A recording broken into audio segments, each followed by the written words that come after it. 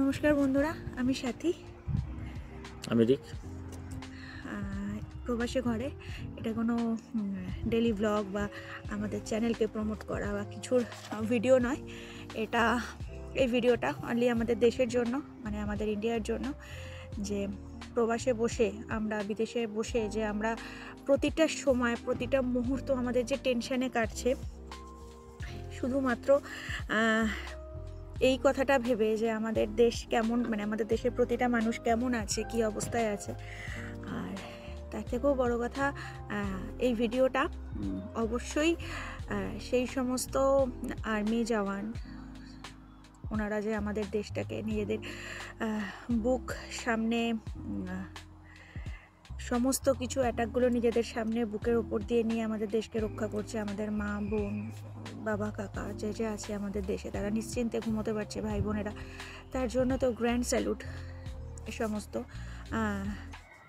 যত জওয়ান আছে তাদের জন্য। আমরা হয়তো বিপদে পড়লেই বুঝি যে তাদের কতটা কদর, আর অবশ্যই একটা গ্র্যান্ড স্যালুট, একটা না হাজার হাজার গ্র্যান্ড স্যালুট আমাদের পিএম মোদি যের জন্য, যে এইভাবে যে সাহস দেখিয়ে এগিয়ে গিয়ে আমাদের দেশকে অন্যান্য দেশের কাছে যে সেই যে বাড়তি জায়গাটা পাইয়ে দেওয়ার জন্য, যে না, ইন্ডিয়া পারে, ইন্ডিয়া পেছনে চলে যাওয়ার মতো জায়গা না। একটা অ্যাটাক করলে তার রিপ্লাই ইন্ডিয়া দিতে পারে, এই জিনিসটা যে এত ভালোভাবে প্রকাশ করলো। এবং সবচেয়ে বড় জিনিস, আমরা কাল রাত 2:30 বোধ হয় 3:30 পর্যন্ত জেগে নিউজ, অলমোস্ট টাইম গ্যাপিং এর জন্য তখন আমাদের দেশে হয়তো মানে ভোর 1:30, 9টা, আমরা কিন্তু পুরো রাত্রিটা বলতে পারো যে জেগেই কাটিয়েছি, কেননা ভয় তো একটা থাকেই। বলো, কন্টিনিউস নিউজ যখন দেখছি, প্রত্যেকটা দেশ এখন ইন্ডিয়ার সাথে আছে। এবং কাল রাতেও কন্টিনিউয়াস দুটো সাইড থেকেই অ্যাটাক হয়েছে। ইন্ডিয়া খুব ভালো ডিফেন্স করেছে এবং স্পেসিফিকলি টেররিস্ট এরিয়াগুলোকে অ্যাটাক করেছে, জনসাধারণকে অ্যাটাক করেনি। হয়তো কিছুটা তাদেরও মানে হতে আমাদের পারে, ইন্ডিয়ার মাহাত্ম্যটা সেখানে বুঝিয়ে দিয়েছে যে আমরা সাধারণ মানুষকে মারি না, আমরা শুধু অ্যান্টি টেররিজমের জন্যই ফাইটটা। এর জন্য পিএম মোদি স্যারকে লটস অফ স্যালিউট।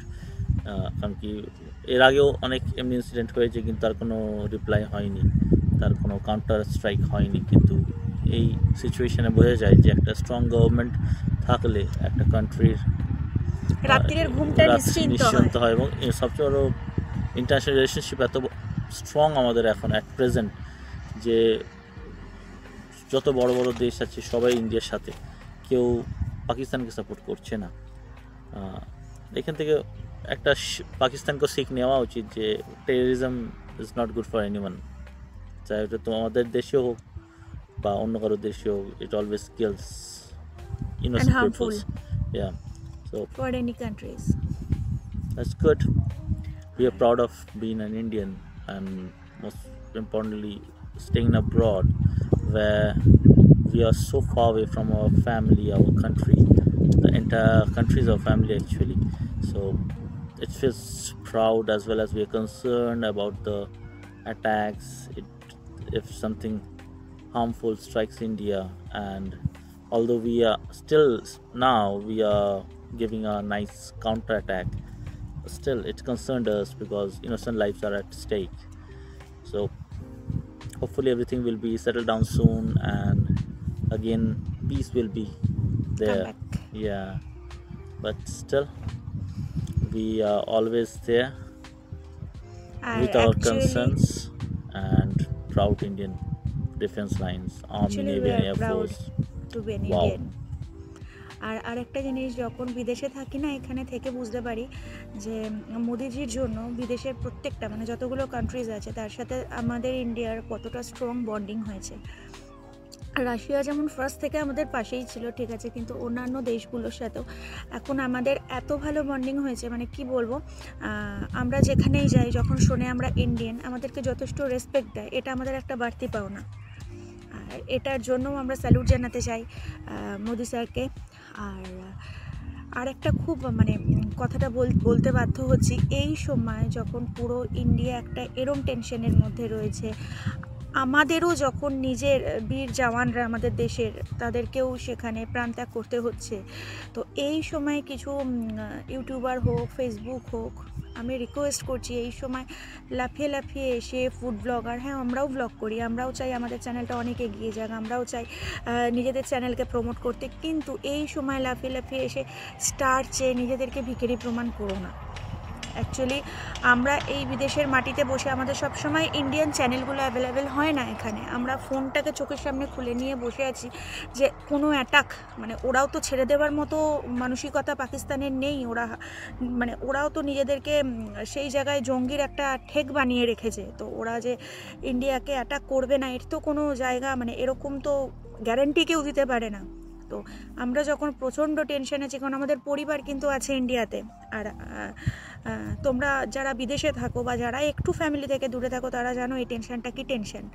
তো যখন এরকমভাবে আমরা মোবাইলের স্ক্রিনে চোখ রাখছি যে ওখানকার খবরগুলো পাওয়ার জন্য, আর যখন দেখছি সেই মানুষগুলো নির্লজ্জের মতো এসে আমরা আজকে ঘুরতে গেছি, আমরা আজকে ফুচকা খাচ্ছি, এই দেখো মোমো খাচ্ছি, এই দেখো আমাদেরকে স্টার দাও, ভীষণ নির্লজ্জ লাগছে, বিশ্বাস করো। এটা করো না, তোমাদের সামনে পুরো লাইফ পড়ে আছে এগুলো করার জন্য। এর মধ্যে আমাদেরও আজ 3-4 দিন হয়ে গেছে, হ্যাঁ আমরা ছোটো ইউটিউবার, আমাদের জাস্ট স্টার্টিং, কিন্তু আমরা একটা ইউটিউব বা একটা ভিডিও বা ফেসবুকে একটা ভিডিও আপলোড করার আগে 5 বার ভাবছি যে বীর জওয়ানগুলো বুক পেতে নিচ্ছে আমাদের বাঁচাবার জন্য, আমাদের দেশকে বাঁচাবার জন্য, তাদের ফ্যামিলিগুলো কী অবস্থায় আছে। আমরা সবাই হয়তো গিয়ে বর্ডারে দাঁড়াতে পারবো না, আমরা হয়তো সেরকমভাবে কিছুই, কিন্তু এই সময়ে আমরা নিজেদের মধ্যে ঐক্যবদ্ধভাবে থেকে অনেকটা কিছু করতে পারি। আর আরেকটা হচ্ছে এই সময় কিছু পার্টির নেতারা বা পার্টি দলগতভাবে হিন্দু মুসলমান বন্ধ এই সব করে নিজেদেরকে আর নিকৃষ্টতম জীব হিসেবে প্রমাণ করো না। কেননা একটা জিনিস তোমরা হয়তো বুঝে গেছো, পাকিস্তানের ক্ষমতা না থাকলেও এই যে ইসলামিক যে ওদের মধ্যে একটা কমিউনিটি থাকে না, সেটা ওদেরকে অনেক দূরে বিশ্বাসের জায়গায় নিয়ে যায়। আর এই বিশ্বাসটুকুই যদি আমরা সনাতনী বা আমরা অবশ্যই আমরা সেকুলার কান্ট্রিতে থাকি, আমরা জেনেই বড় হয়েছি যে আমরা সবাই আমাদের মিলেমিশেই থাকতে হবে আমাদের দেশটাতে, আমরা এই শিক্ষা পেয়েই বড় হয়েছি। তো আমাদের মধ্যেও যদি একতাটা সনাতনীদের মধ্যে থাকতো, আমার মনে হয় যে আমাদেরকে অ্যাটাক করবার আগেও কেউ 10 বার ভাবতো, কিন্তু আমরা নিজেরাই নিজেদেরকে সব থেকে বড় ভুল প্রমাণ করি। আর এই ফেক নিউজগুলো ছড়াবে না, কারণ আমরা যারা এখানে বসে আছি বাড়ি থেকে মানে কয়েকশো হাজার কিলোমিটার দূরে, তারা যখন টিভির চ্যানেলগুলো ঠিক করে কানেক্ট করতে পারি না, তারা যখন মোবাইলের স্ক্রিনে চোখ রাখি, যখন ফেক নিউজগুলো দেখি, এগুলো কিন্তু একটা আলাদা টেনশন। আবার কিছুক্ষণ পরে দেখছি না এরকম কিছু হয়নি, এটা টোটালি একটা ফেক নিউজ। সুতরাং এইগুলো বন্ধ করো। আর এই সময় নিজেদের টিআরপি এই সেই একে ছোট করা, ওই দলগতভাবে ছোট করা না। আমরা কিন্তু ঘাস খাই না, আমরা বুঝি যে কে দেশকে বাঁচাতে চায় আর কে চায় না, এটা কিন্তু মানুষ বোঝে। সুতরাং এই সময়টা অন্তত একসাথে থেকে আমাদের দেশটাকে কি করে বাঁচানো যায়, যে আমাদের ফ্যামিলিগুলোকে কিভাবে সেভ করা যায়, আমাদের কিভাবে নিজেদের মধ্যে ঐক্যবদ্ধভাবে থাকা যায়, এটা কিন্তু সবার আগে আমাদের এখন বোঝার সময় এসে গেছে।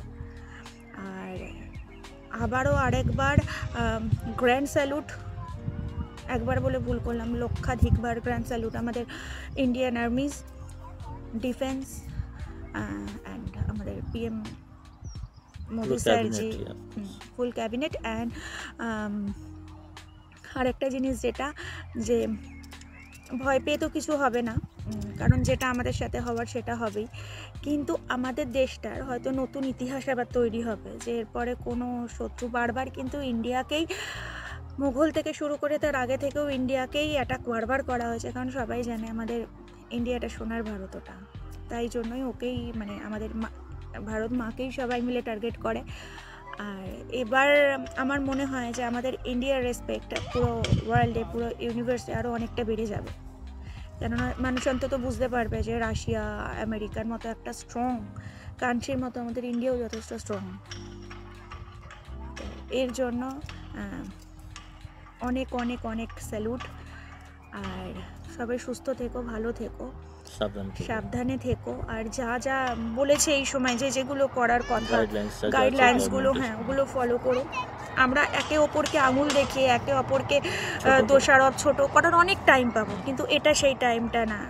আর একটা বছর পর এইটা হয়তো আমাদের হিস্ট্রির পাতায় লেখা থাকবে, তখন আমরা আবার আগের লাইফের মতো সব পুরো এনজয় করতে পারবো। এটা 2 মাস 3 মাসের মধ্যেও হয়তো ঠিক হয়ে যাবে, কিন্তু এই সময়টায় এই কাদা ছোড়াছুড়িগুলো করো না, একে অপরের পাশে থাকো। আর সুস্থ থেকো, ভালো থেকো। জয় হিন্দ, জয় ভারত, গ্র্যান্ড স্যালুট সমস্ত আর্মিদের। টাটা। Bye.